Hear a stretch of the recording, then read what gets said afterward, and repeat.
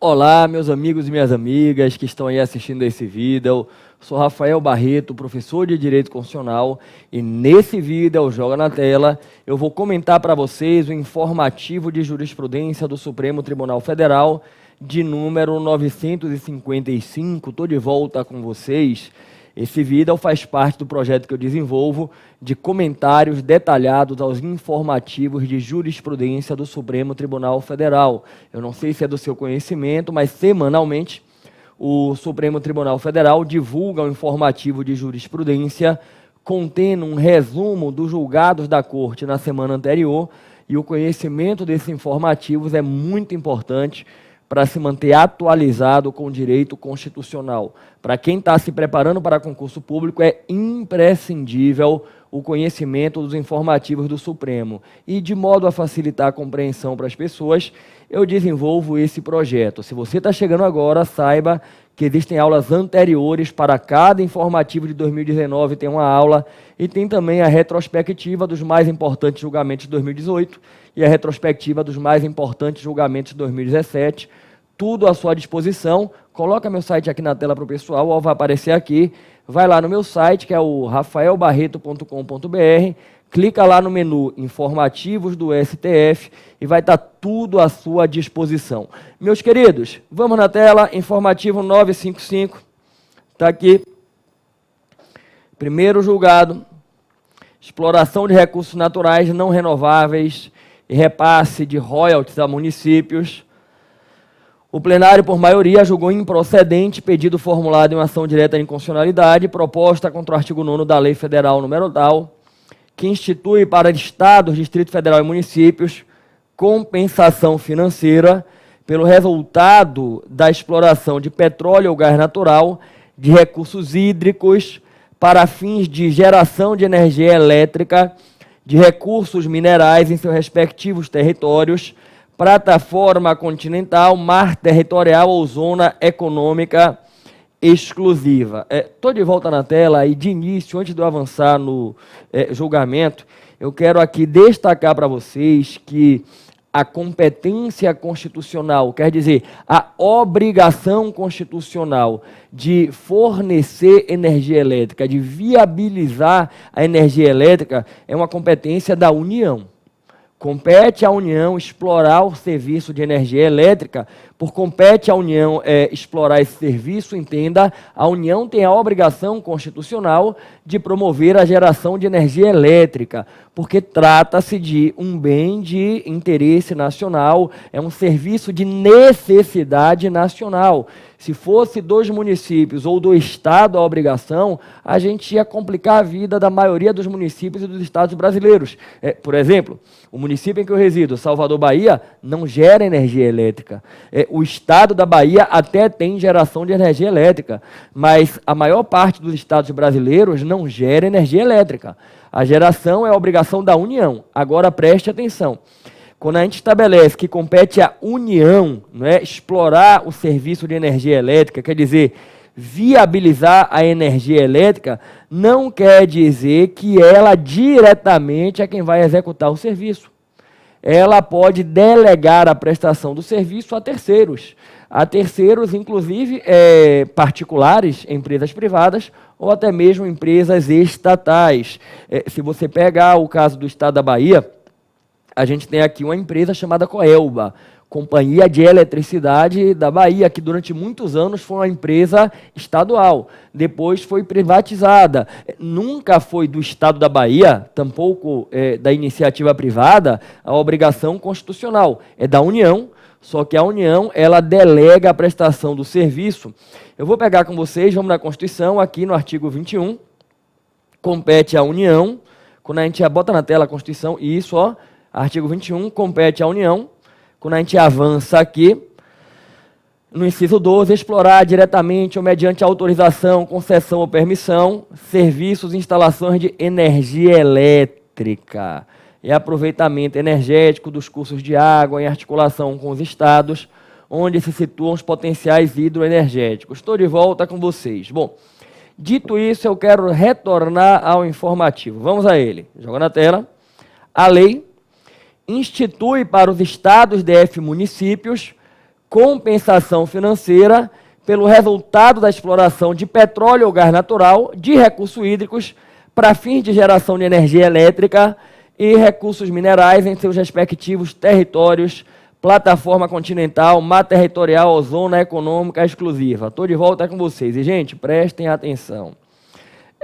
Petróleo, recursos minerais como um todo, integram o patrimônio da União, são bens da União. Eu costumo até dizer para os amigos que se eventualmente encontrarem alguma riqueza mineral em uma propriedade que tenham, de repente você que está me assistindo tem um sítio, e nesse sítio, de repente, você perfurando para colocar um poço artesiano, você encontrou petróleo, ou de repente você ali escavando encontrou minério, não pense que você está rico, aquilo ali não lhe pertence. Aquilo ali é bem da União, inclusive a Constituição diferencia para esse efeito a propriedade do solo do subsolo. Né? Você vai ter a propriedade do solo, toda a riqueza mineral que está no subsolo pertence à União. E aí vamos na Constituição, no artigo 20, quando ela estabelece aqui a relação de bens da União, aí a gente vai encontrar aqui, ó, preste atenção, além dos potenciais de energia, né, hidráulica, dos recursos naturais da plataforma continental, da zona econômica exclusiva, aqui, recursos minerais, inclusive do subsolo. Só que vem o parágrafo 1º, que é ponto importante no caso do informativo, e traz assim: é assegurada nos termos da lei aos estados, ao Distrito Federal e aos municípios, bem como a órgãos da administração direta da União, participação no resultado da exploração de petróleo ou de gás natural, de recursos hídricos, para fim de geração de energia elétrica e de outros recursos minerais no respectivo território, plataforma continental, mar territorial ou zona econômica exclusiva, ou compensação financeira por essa exploração. Estou de volta. A lei que foi impugnada está exatamente regulamentando esse dispositivo constitucional. A riqueza pertence à União, mas volta na tela.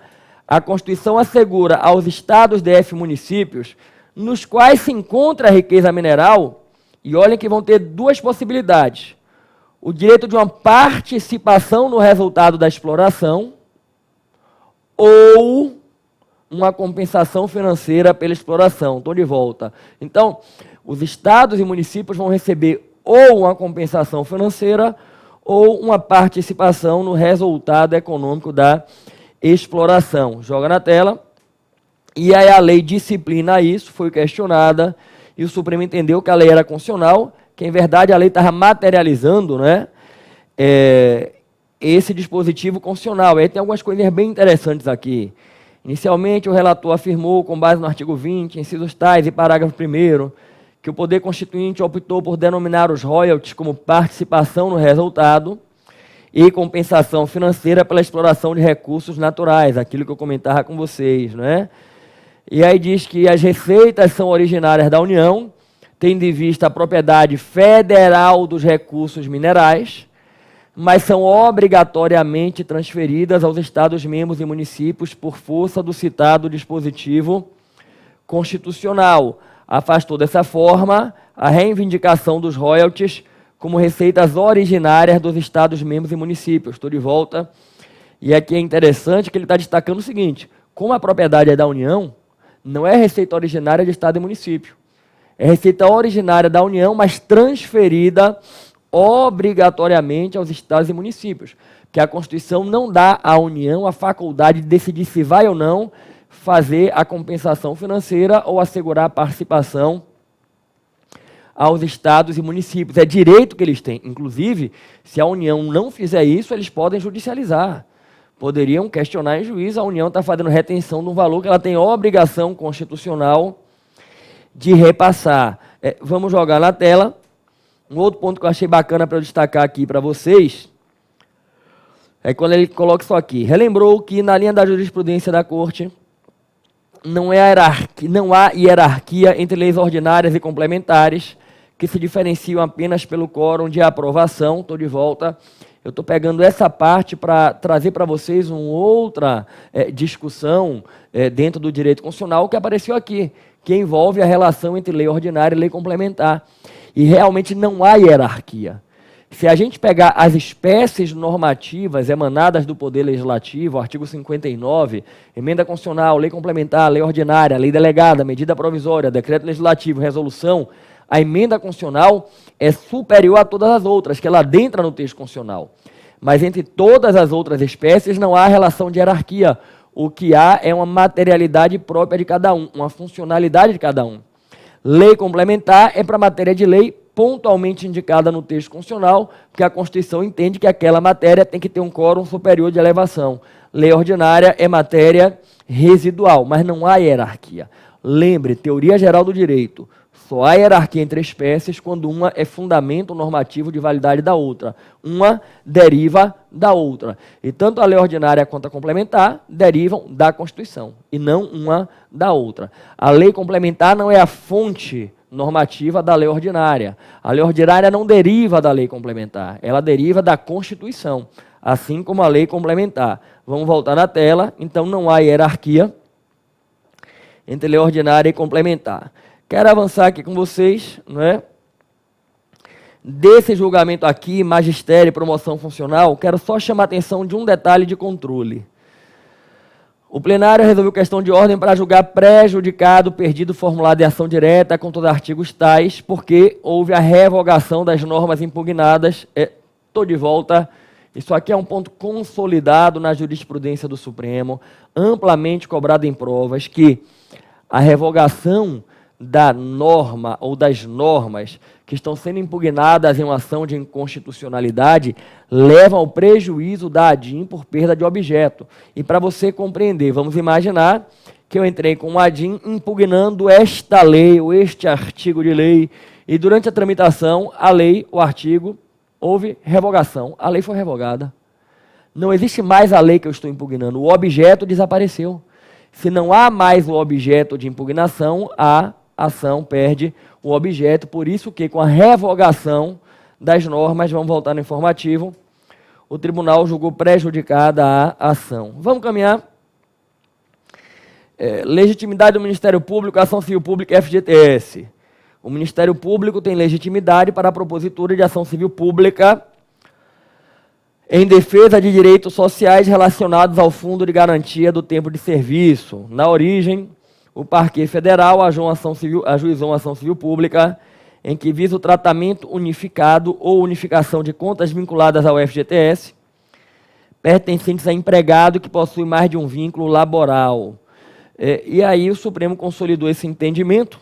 O MP tem legitimidade para propor ação civil pública em defesa de direitos relacionados ao FGTS. Estou de volta. Vai estar aparecendo eventualmente em questões de prova. Dois pontos que me chamam a atenção. Não há questionamento quanto ao fato de que o MP tem legitimidade para, em juízo, defender direitos sociais. Quando a gente pega as atribuições constitucionais do Ministério Público, lá no artigo 129, tem defesa dos direitos difusos, e os direitos sociais são direitos de titularidade de toda a coletividade, não é? Agora também me chama a atenção admitir a ação civil pública para debater FGTS, porque a lei da ação civil pública, ela prevê expressamente, lá no artigo 1º, parágrafo único, que não se admitirá no objeto da ação civil pública discussão, dentre outras coisas, sobre FGTS, que possam ser individualizadas, e por isso que tem algumas discussões. Mas o que a gente vai levar o MP pode entrar com ação civil pública para discutir questões relacionadas ao Fundo de Garantia de Tempo de Serviço. Joga na tela. Anulação de anistia, prazo decadencial.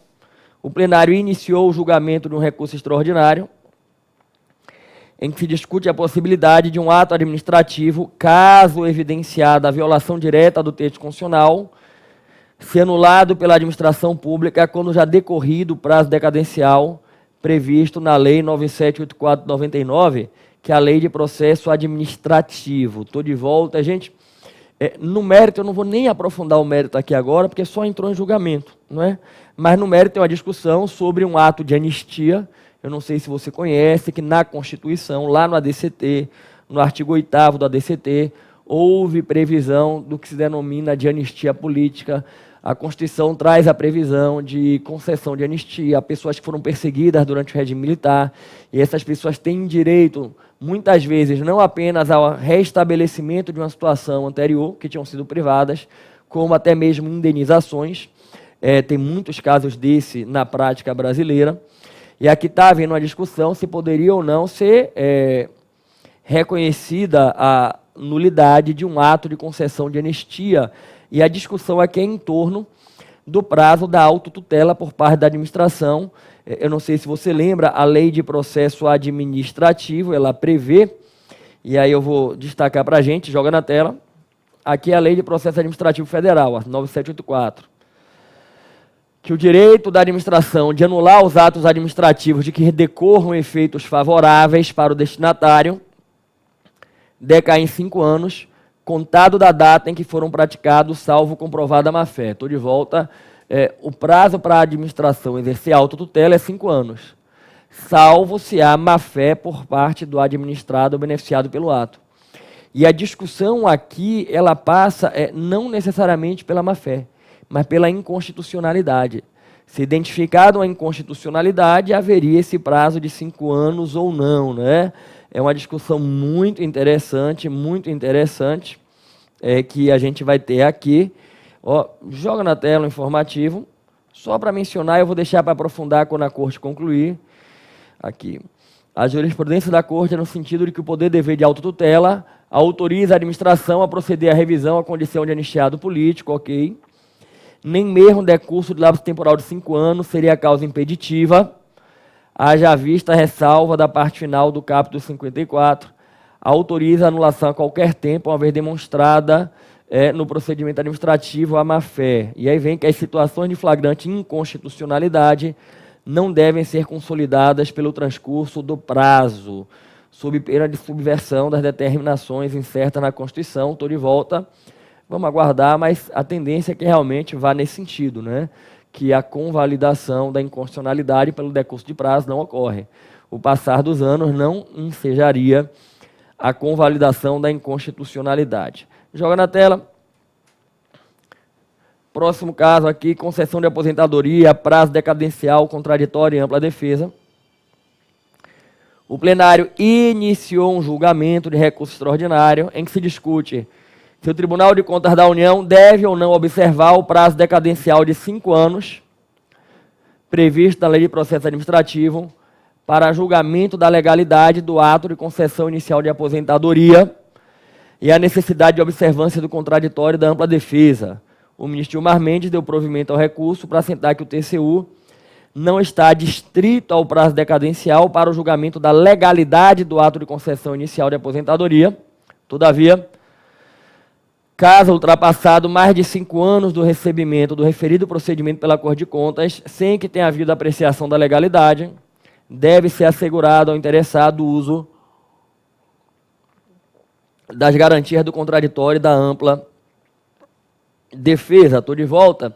O julgamento está em andamento, mas eu imagino que vai ser na linha desse entendimento do ministro Gilmar, e aí passa por uma discussão que o Supremo Tribunal Federal já enfrentou, que gerou a súmula vinculante número 3, e depois a relativização da súmula vinculante número 3, que envolve a questão aí da aplicação de contraditório e ampla defesa nos processos de registro de aposentadoria e outros no Tribunal de Contas da União, e aplicaria-se também aí aos tribunais de contas estaduais e dos municípios, né?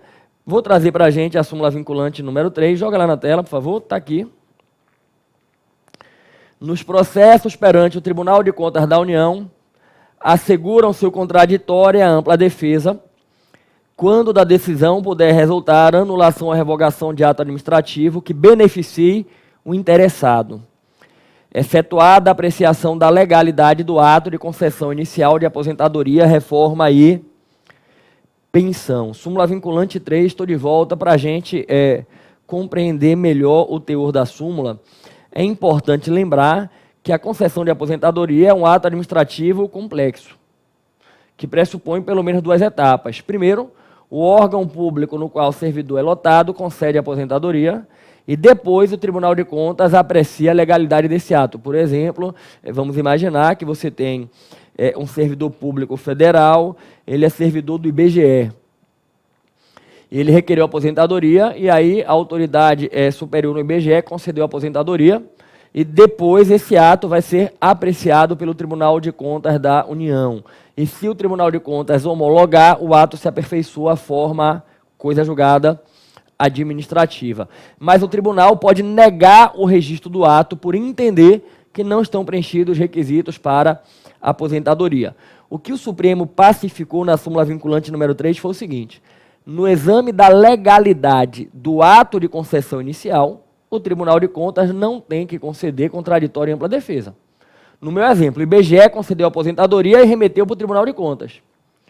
O Tribunal de Contas indeferiu. Ele teria que dar o contraditório e ampla defesa ao servidor? Não. Mas uma vez homologado o ato, aperfeiçoado, fez a coisa julgada administrativa, se o tribunal quiser rever, aí ele tem que dar o contraditório e a ampla defesa. Vamos voltar na súmula vinculante 3. Nos processos perante o Tribunal de Contas da União, assegura-se o contraditório e ampla defesa quando da decisão puder resultar anulação ou revogação de ato administrativo que beneficie o interessado e que foi aperfeiçoado pelo Tribunal de Contas, vírgula. Mas não se aplica o contraditório e ampla defesa quando o Tribunal de Contas está fazendo a apreciação da legalidade do ato de concessão inicial do benefício. Estou de volta. Só que o que acontece? Logo após aprovar essa súmula vinculante 3, o Supremo se deparou com um caso. E foi interessante que a súmula foi aprovada na sessão plenária de quarta-feira e na quinta-feira chegou o caso que eu vou comentar aqui com vocês, que foi o seguinte. O servidor requereu a aposentadoria, o órgão público concedeu, e se minha memória não estiver ruim foi o IBGE, e é por isso que eu aqui mencionei o IBGE no exemplo. Só que o Tribunal de Contas da União só pegou o caso para julgar depois de 6 anos. Aí houve a polêmica, se ele poderia ou não, porque já tinham passado mais de 5 anos, e aí houve a discussão se aplicaria ou não o prazo decadencial de 5 anos. E aí o tribunal entendeu que não se aplicaria ao prazo de 5 anos, o tribunal ele poderia exercer autotutela, porém se construiu no sentido de que, ultrapassado o prazo de 5 anos, seria obrigatório dar o contraditório e a ampla defesa. Tipo assim, o órgão público concedeu a aposentadoria e remeteu para o Tribunal de Contas. Se o Tribunal de Contas vai examinar a legalidade dentro dos 5 anos, ele não tem que dar contraditório e ampla defesa. Ele não tem que avisar ao servidor que já está aposentado, né, pela aposentadoria concedida pelo órgão, que, olha, eu vou indeferir o seu pedido. Não. Mas se passar de 5 anos, o tribunal tem a obrigação de oportunizar o contraditório e ampla defesa. Tem que dizer, olha, tem mais de 5 anos, eu ainda não julguei, então deixa eu lhe dar o contraditório. Perfeito? Aí, em seguida, veio uma outra polêmica. O prazo de 5 anos começa a contar quando o tribunal recebe o processo para julgar ou já quando o órgão de origem pratica o ato de aposentadoria. No meu exemplo, o IBGE aposentou a pessoa e mandou para o Tribunal de Contas. Só que só mandou para o tribunal 1 ano depois. Quando é que começa o prazo de 5 anos? Quando o IBGE aposenta ou quando o tribunal recebe? E o Supremo disse que é quando o Tribunal de Contas recebe, porque não pode estar correndo contra ele o prazo se o processo ainda não chegou, ok? Joga na tela. E é essa a discussão que o Supremo enfrenta aqui. Se o tribunal tem que observar o prazo decadencial de 5 anos ou não. E o ministro Gilmar Mendes destacou que o tribunal não está adstrito a esse prazo decadencial, mas ultrapassado mais de 5 anos tem que dar o contraditório e ampla defesa, e creio que essa vai ser, né, a tese que vai predominar, porque já tem jurisprudência nesse sentido. Aqui a primeira turma recebeu denúncia contra um deputado federal pela suposta crime de corrupção e rejeitou contra o delito de lavagem de dinheiro. Estou de volta, só lembrar para vocês que a competência do Supremo para julgar penalmente deputados e senadores está restrita a casos relacionados com o mandato. A prerrogativa de foro é restrita a fatos que guardem relação com o mandato. Essa é a interpretação que o Supremo passou a adotar no ano passado, quando julgou a ação penal número 937. Inclusive, Se você ainda não assistiu a minha retrospectiva dos mais importantes julgamentos de 2018, não deixe de fazer. É importantíssima essa aula para você ficar atualizado com o Supremo. Vai no meu site, no rafaelbarreto.com.br, vai aparecer aqui de novo, clica lá em informativos do STF e você vai ver retrospectiva de 2018, ok? Vamos na tela com o informativo. Aqui, iniciou o julgamento de mandado de segurança a contratos, né, do CNJ. Estou de volta, não vou entrar no mérito, apenas destacar que cabe ao Supremo fazer o controle da atividade do Conselho Nacional de Justiça. Mandados de segurança a contrato do CNJ são submetidos à competência originária do Supremo Tribunal Federal. Joga na tela. A ação de inconstitucionalidade estadual, homologação de acordo de conhecimento. Aqui não tem muito que eu estou destacando para vocês, não. É uma questão processual. A turma deu provimento em um agravo regimental e um recurso extraordinário para determinar o retorno do processo ao tribunal de origem para que seja julgado o mérito de uma ação direta de inconstitucionalidade estadual ajuizada contra normas locais, não é? Que transformaram o cargo de analista técnico jurídico em cargo de procurador municipal. Estou de volta. Só destacar para vocês, na ADIM estadual, TJ, a gente discute se uma lei do Estado ou do município, no caso aqui era do município, viola a Constituição do Estado. E da decisão do TJ, eventualmente pode ser cabível um recurso extraordinário, se houver demonstração que a decisão do TJ viola a Constituição Federal, não é? Então foi ajuizado um ADIM no Estado. Se a decisão do TJ violar a Constituição Federal, caberá um recurso extraordinário para o Supremo. Vamos voltar na tela. Aqui, prerrogativa de foro, né? Natureza de crime, mais uma discussão sobre prática de infração penal por atualmente deputado federal. E aqui a turma entendeu que o fato não guarda relação com o mandato, portanto não cabe ao Supremo. Cadê aqui? Estou de volta com vocês. E, gente, informativo 955, essas são as considerações que eu queria trazer para vocês, né? Aos amigos e amigas que ainda não participam do projeto, que estão chegando agora, eu queria convidar para aderir ao projeto, né? Para já botar aí na agenda, a gente se encontrar de novo com o 956, depois com o 957, com o 958, e até o final do ano, até o último informativo do ano, a gente seguir com esse nosso encontro semanal, comentando os informativos do Supremo Tribunal Federal. Eu queria fazer um pedido aqui a todos vocês que estão me assistindo, que ainda não estão inscritos no meu canal do YouTube, que se inscrevam. Se inscreve no canal, vai lá, ativa o sininho para receber as notificações, para acompanhar tudo aquilo que eu divulgo, não apenas aulas de informativos do Supremo. E queria também pedir a todos vocês que fizessem a gentileza de compartilhar o projeto com todas as pessoas que vocês conhecem, que estão aí estudando o direito constitucional, especialmente quem estuda para concurso público. Gente, essas aulas de informativos, elas ajudam muito o pessoal que está estudando para concurso público. Eu não sei há quanto tempo você está nessa preparação, mas eu criei esse projeto originariamente em 2007. Fui pioneiro no Brasil. Depois um bocado de gente passou a copiar. Não tem nenhum problema quanto a isso. Eu criei em 2007. Durante anos eu desenvolvi, precisei parar por um período, mas recentemente eu retomei. E esse projeto de informativos ajudou muita gente a evoluir nos estudos, a conseguir a aprovação. Hoje, eu tenho agentes públicos que foram meus alunos lá atrás e que atualmente estão aí nos cargos públicos e que continuam assistindo os informativos desde que eu retomei o projeto. E aí, o que é que eu queria lhe pedir para você compartilhar? Para me ajudar a ajudar as pessoas. O professor é um missionário. É um missionário que recebe a missão de ajudar as pessoas. Só te peço que me ajude a ajudar. Como é que você faz isso? Compartilha. Avisa com todo mundo que está estudando, passa o vídeo para essas pessoas e vai convidando. Não é que aí, de repente, aula após aula, a gente vai aumentando o número de pessoas que estão aqui tendo acesso às informações e ajudando elas a conseguir a aprovação, ok? Gente, é isso. Muito obrigado por dedicarem tempo para estar aqui me escutando. Que vocês sigam firmes, que a gente se encontre de novo na semana que vem, comentando o informativo 956, que Deus os abençoe, que vocês tomem posse da graça de Deus, não deixem a graça passar. Valeu!